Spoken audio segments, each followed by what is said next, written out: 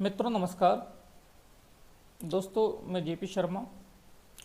मित्रों आज अपना ये चैप्टर चलेगा, ये अपन का अजमेर या शाकंभरी के जो चौहान चल रहे थे और उन चौहानों का मित्रों ये तीसरा जो भाग है, तीसरा वीडियो है वो चलेगा। पिछले वीडियो में अपन ने अर्णोराज तक का शासनकाल देखा था। आज इस वीडियो के माध्यम से हम आगे का शासनकाल देखेंगे। तो मित्रों ये अपना चैप्टर है, इसमें अपन विग्रहराज के बारे में चर्चा करेंगे और आगे के जो चौहान वंश है अजमेर के या शाकंभरी के, उन चौहान वंशों के बारे में चर्चा करेंगे। तो मित्रों रेगुलरिटी बनाए रखें और इस चैनल को शेयर करें, सब्सक्राइब करें। और दोस्तों स्क्रीन की तरफ देखिए मित्रों, आज जो अपना चलेगा वो अपना चल रहा है विग्रहराज। आज अपना शासक है वो है मित्रों विग्रहराज, या इसी विग्रहराज को कहा जाता है मित्रों बीसल देव।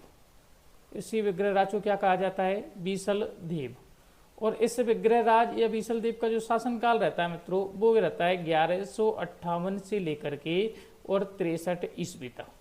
अपन ने देखा था कि पिछले वाले वीडियो में कि अर्णोराज की हत्या हो गई थी और अर्णोराज की जो हत्या है वो जगदेव द्वारा की गई थी और इसलिए जगदेव को चौहान वंश का पितृहंता राजा कहा गया। तो आज अपन चर्चा करेंगे मित्रों, वो चर्चा जो करने वाले हैं वो अपन करने वाले हैं विग्रहराज की।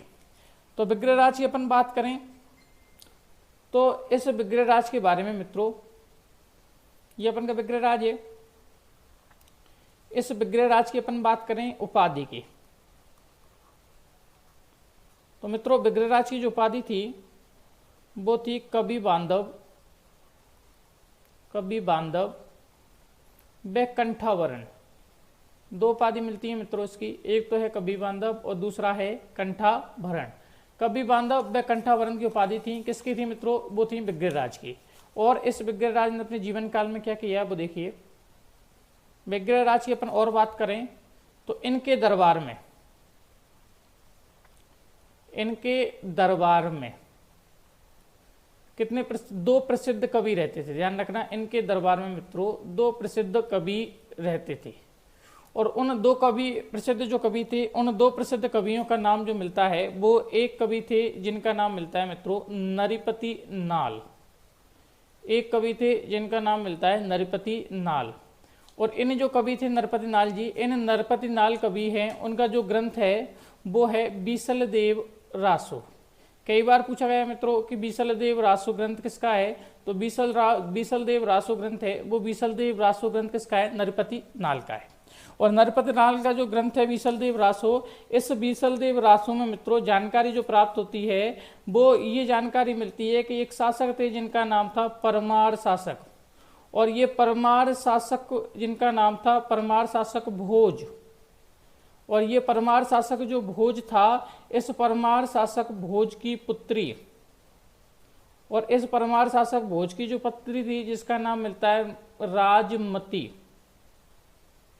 और राजमती और विग्रहराज के प्रेम प्रसंग की जानकारी मिलती है, के प्रेम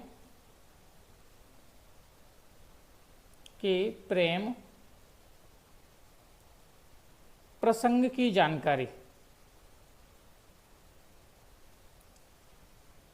प्रेम प्रसंग की जानकारी।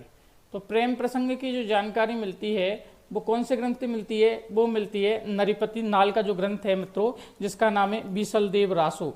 और बीसल देव रासो से इसके बारे में जानकारी मिलती है। दूसरा जो ग्रंथ है इसका, उस दूसरे ग्रंथ का नाम है ललित विग्रहराज। दूसरा जो ग्रंथ है ललित विग्रहराज, जिसके राइटर हैं मित्रों सोमदेव। और ये सोमदेव हैं, इस सोमदेव का जो ग्रंथ है उसका नाम है ललित विग्रहराज। ललित विग्रहराज। तो दो कवि हैं और वो दो प्रसिद्ध कवि किसके दरबार में रहते थे? तो वो रहते थे मित्रों बीसल देव के दरबार में रहते थे। और इसने क्या कार्य किया है मित्रों वो देखिए,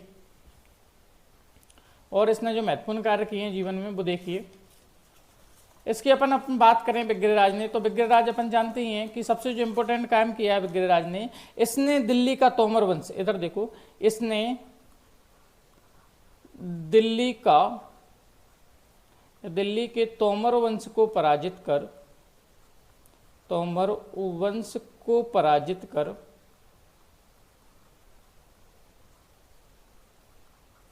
अपनी राजधानी बनाया। तोमर वंश को पराजित कर अपनी राजधानी बनाया। अपनी राजधानी किसने बनाया मित्रों? तो वो बनाया था बीसलदेव या विग्रहराज ने। और इसने क्या काम किया? तो और इसने जो इम्पोर्टेंट काम किया वो ये है कि अजमेर में सरस्वती मंदिर व संस्कृत पाठशाला का निर्माण करवाया। सरस्वती मंदिर व संस्कृत पाठशाला का निर्माण करवाया। पाठशाला का क्या करवाया मित्रों? निर्माण। अब ये जो सरस्वती मंदिर या संस्कृत जो पाठशाला थी, उस सरस्वती मंदिर या संस्कृत पाठशाला को मोहम्मद गोरी का एक सेनापति आता है जिसका नाम है कुतुबुद्दीन ऐबक। तो ये जो अपन की सरस्वती मंदिर या संस्कृत पाठशाला है, इस सरस्वती मंदिर और संस्कृत पाठशाला को मोहम्मद गोरी के सेनापति मोहम्मद गोरी था। और इस मोहम्मद गोरी के सेनापति और इस सेनापति का नाम मिलता है मित्रों कुतुबुद्दीन ऐबक। और इस कुतुबुद्दीन ऐबक ने तुड़वाकर क्या बनवाया? इस कुतुबुद्दीन ऐबक ने तुड़वाकर मित्रों और जो है वो क्या निर्माण करवाया? वो करवाया 2.5 दिन का झोपड़ा। इसका निर्माण करवाया 2.5 दिन के झोपड़े का निर्माण। 2.5 दिन के झोपड़े का निर्माण। 2.5 दिन के झोपड़े का निर्माण। अब ये जो 2.5 दिन का झोपड़ा है मित्रों, इस 2.5 दिन के झोपड़े के बारे में 2 कथन निकल के आते हैं इतिहास में। इस 2.5 दिन की बात करें, इस 2.5 दिन के झोपड़े के बारे में 2 कथन निकल के आते हैं। मैं आपको 2.5 दिन का झोपड़ा बताता हूं। इधर देखिए, स्क्रीन की तरफ देखिए, ये अपन का 2.5 दिन का झोपड़ा। ये अपन की बात करें तो ये अपन का जो है सरस्वती मंदिर या अपन कह सकते हैं इसका संस्कृत पाठशाला।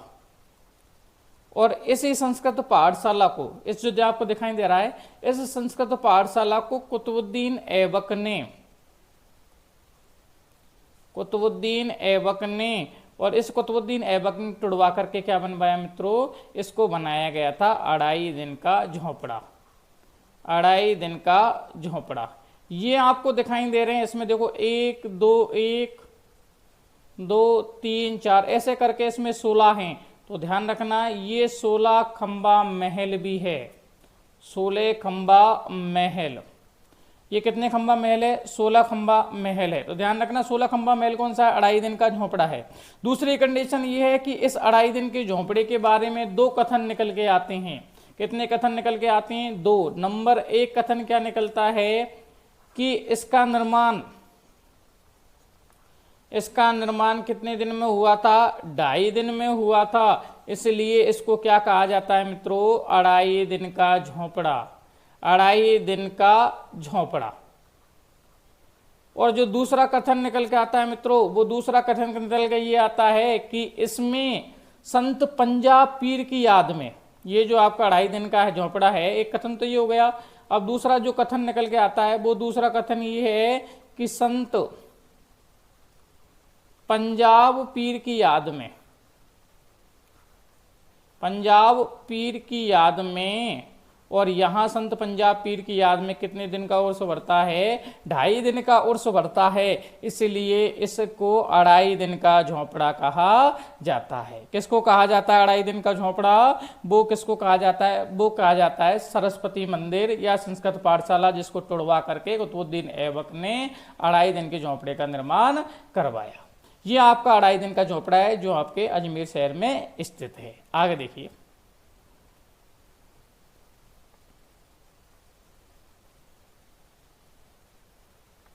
ठीक है। तो 2.5 दिन के बारे में 2 कथन निकल के आते हैं।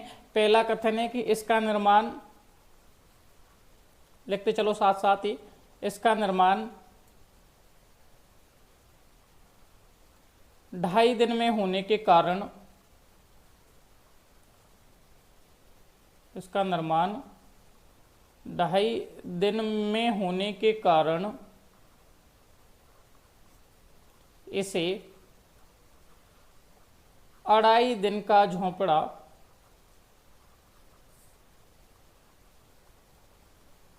कहते हैं। पहला कथन तो ये हो गया। दूसरा जो कथन है मित्रों, वो दूसरा कथन ये है कि इसमें संत पंजाब पीर की याद में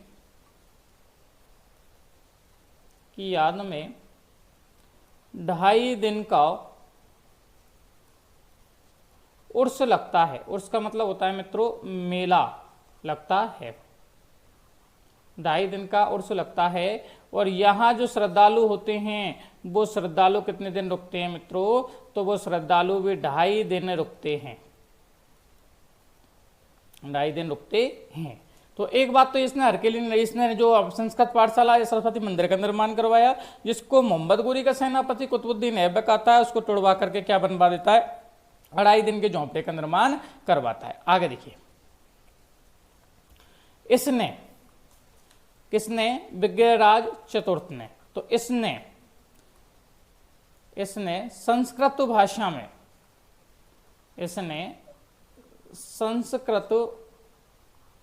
भाषा में हरिकेली नाटक की रचना की।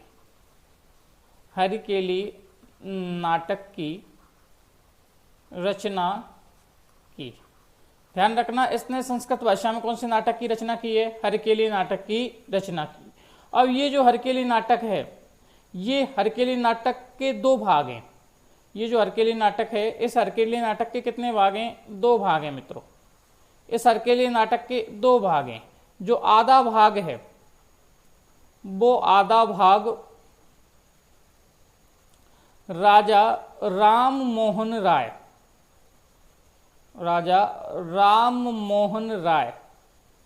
के स्मारक में अंकित है। और जो राजा राम मोहन राय है, इस राजा राम मोहन राय का जो स्मारक है मित्रों, वो राजा राम मोहन राय का जो स्मारक है वो कहाँ है? वो है इंग्लैंड में। ध्यान रखना, वो कहाँ है? वो इंग्लैंड में है। ध्यान रखना। तो आधा भाग है वो राजा राम मोहन राय के स्मारक में अंकित है। वह आधा भाग जो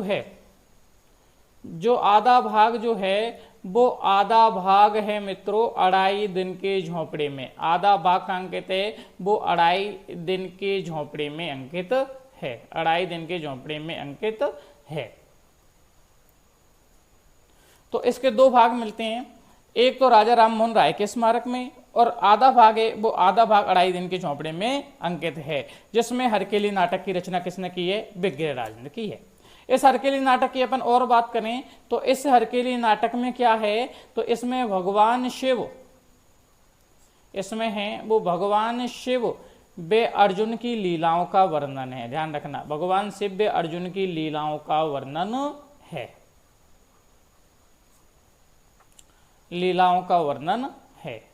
भगवान शिव व अर्जुन की लीलाओं का वर्णन है। किसमें वर्णन है? तो हरकेली नाटक में वर्णन है।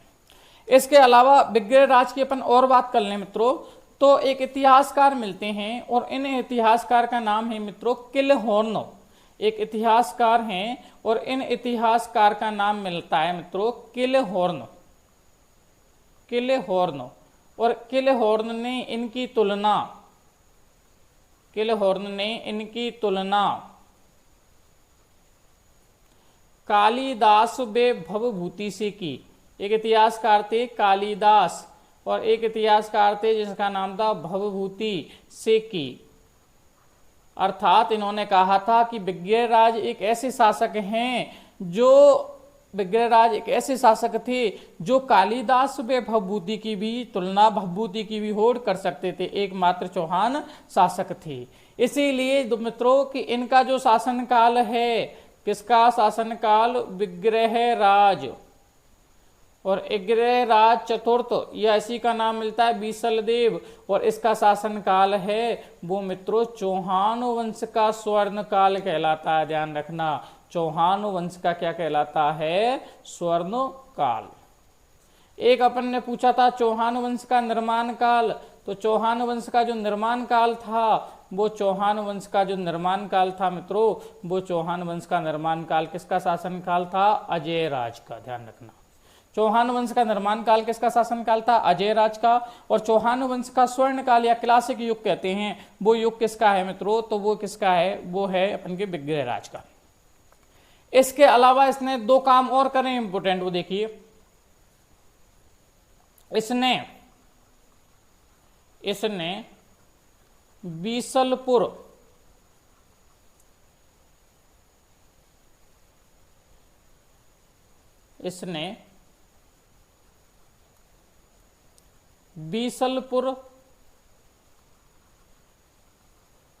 कस्बा बसाया।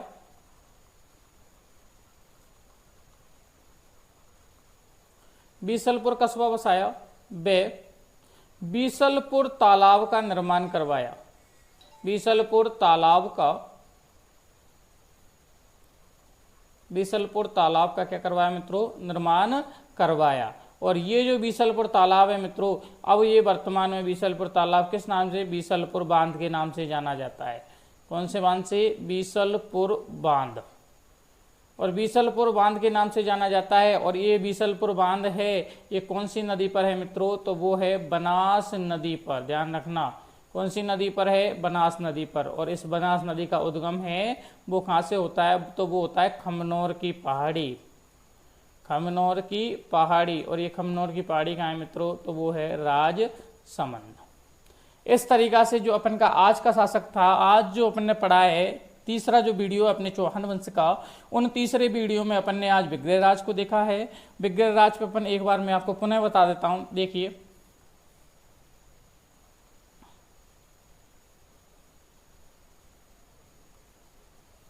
विग्रहराज की अपन बात करें तो मित्रों, अर्णोराज की हत्या है जगदेव ने कर दी गई। उसके बाद अगला शासक अपन का विग्रहराज या बीसलदेव होता है। विग्रहराज चतुर्थ की जो उपाधि है वो कवि बांधा कंठावरन की थी। इनके दरबार में दो दरबारी कवि रहते थे, नरपति नाल और सोमदेव। नरपति नाल का ग्रंथ है बीसलदेव रासो, जिसमें परमार शासक भोज व पुत्री राम मती के प्रेम प्रसंग की जानकारी मिलती है। दूसरा जो शासक था इनका मित्रों, दूसरा जो कवि था इनके सरबार में, वो थे सोमदेव। और इनका जो ग्रंथ था वो था ललित विग्रह राज। इसने दिल्ली के तोमर वंश को पराजित किया और उसको अपनी क्या बनाया मित्रों? राजधानी बनाया। और अजमेर में सरस्वती मंदिर व संस्कृत पाठशाला का निर्माण करवाया, जिसको कुतुबुद्दीन ऐबक ने कालांतर के दौरान तोड़वा करके 2.5 दिन के झोंपड़े का निर्माण करवाया। 2.5 दिन के झोंपड़ा, ये अपना 2.5 दिन का झोंपड़ा है। और ये 2.5 दिन का जो झोंपड़ा है, ये मित्रों ध्यान रखना 16 खंबा महल है। 2.5 दिन का झोंपड़ा निर्माण कुतुबुद्दीन ऐबक ने करवाया। और ये 2.5 दिन का झोंपड़ा, ये ध्यान रखना, राजस्थान की प्रथम मस्जिद है। ये राजस्थान की प्रथम मस्जिद है। राजस्थान की प्रथम मस्जिद है। तो राजस्थान की प्रथम मस्जिद कौन सी है? 2.5 दिन के झोंपड़ा, इसमें 16 खंबा महल हैं। और इसका निर्माण है वो बीसलदेव ने करवाया था, लेकिन कुतुबुद्दीन ऐबक ने तोड़वा करके 2.5 दिन के झोंपड़े का निर्माण करवा दिया गया। आगे देखिए,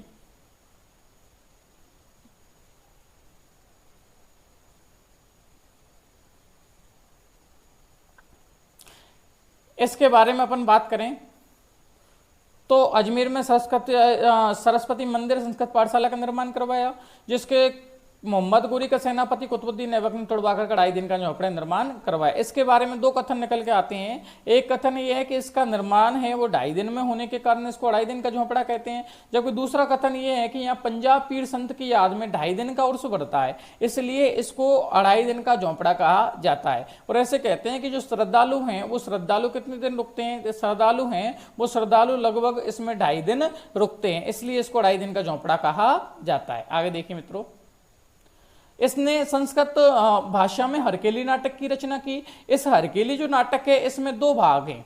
इसका आधा भाग तो राजा राम मोहन राय के स्मारक में इंग्लैंड ब्रिस्टल शहर में अंकित है, और इंग्लैंड में राजा राम मोहन राय के स्मारक में अंकित है। जो आधा भाग है वो 2.5 दिन के झोंपड़े की दीवारों पर अंकित है। और इस 2.5 दिन के झोंपड़े में है वो 2.5 दिन के झोंपड़े में है वो हरकेली नाटक जो अंकित है। इस हरकेली नाटक में भगवान शिव व अर्जुन की लीलाओं का वर्णन है। अर्जुन की लीला और शिव की लीला जो धनुष लीला है उनका यहाँ वर्णन मिलता है। तो 2.5 दिन के जो अपन बात करें हड़केली नाटक, इसके 2 भाग हैं। एक भाग तो राजा राममोहन राय के स्मारक में अंकित है, तो एक भाग का है 2.5 दिन की झोपड़ी में अंकित है। आगे देखिए, किलहौर इतिहासकार थे, उन किलहौर इतिहासकार ने जो कालिदास और भवभूति से तुलना की है, और इन्होंने कहा है कि विग्रहराज एकमात्र ऐसा शासक थे जो कालिदास व भवभूति से तुलना कर सकते थे। और विग्रहराज जो चतुर्थ है, विग्रहराज चतुर्थ का शासन काल ही मित्रों इस चौहान वंश का स्वर्ण काल कहलाता है। अगर चौहान वंश के निर्माण काल की बात करें तो चौहान वंश का निर्माण काल है वो अजय देव के जो अजय राज थे, जिनका शासनकाल 1113 से 1133 तक रहता है, उनका शासनकाल चौहान वंश का निर्माण काल कहलाता है।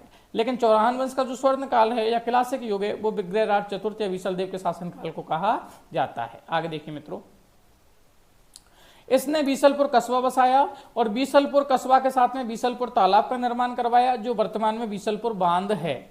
और ये बीसलपुर बांध है वो कौन सी नदी पर है, तो ये बीसलपुर बांध है वो बनास नदी पर है। और ये बनास नदी का जो उद्गम है मित्रों वो होता है खमनौर की पहाड़ी राजसमंद से। धन्यवाद मित्रों, कैसा लगा वीडियो, इसको ज़्यादा से ज़्यादा शेयर करें, सब्सक्राइब करें, जिससे अपन नेक्स्ट वीडियो बना सकें और ज़्यादा से ज़्यादा जुड़ें और आप संपूर्ण जीके का लगभग इस चैनल के माध्यम से अध्ययन करेंगे। धन्यवाद साथियों।